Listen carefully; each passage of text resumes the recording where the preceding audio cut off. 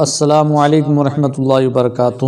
دوستو، گفتگو کرنے سے پیشتر ضروری سمجھتا ہوں سب سے پہلے آقائے دو جہاں سرور کون و مکان صلی اللہ تعالی علیہ وسلم کی مقدس بارگاہ میں جھوم جھوم کر درود و سلام کا ہدیہ پیش کریں، پڑھیں بآواز بلند درود پاک صلی اللہ علی النبی الامی و آلہ صلی اللہ علیہ وسلم، صلاۃ و سلام علیک یا رسول اللہ صلی اللہ تعالی علیہ وسلم۔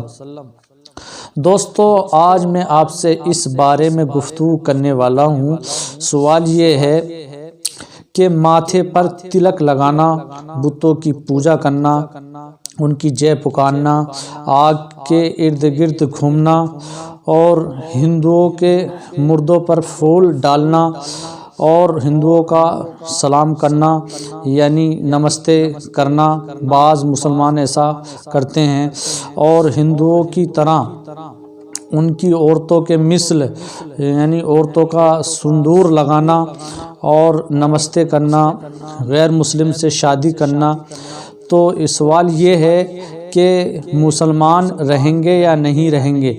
شریعت مطہرہ ہمارے اس بارے میں کیا رہنمائی کرتی ہے؟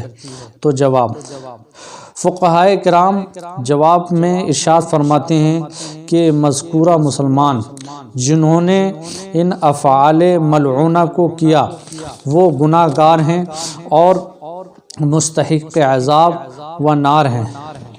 یعنی بتوں کی پوجا کرنا، ماتھے پر تلک لگانا اور ان کی جے پکارنا، آگ کے ارد گرد گھومنا، مندروں کے اندر جا کر اور ان کے مردوں پر پھول ڈالنا، گلے میں گراس ڈالنا، فقہائے کرام فرماتے ہیں یہ تعظیم کفر ہے۔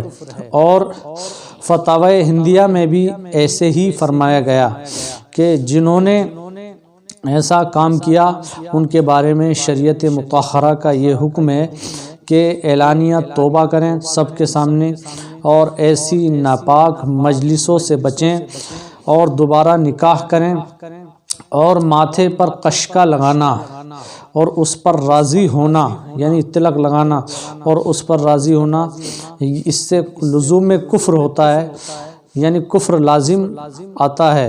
اور الاشباح والنظائر میں بھی یہی ہے کہ رام جی کی پکارنا اور نمستے کہنا یہ سخت حرام ہے۔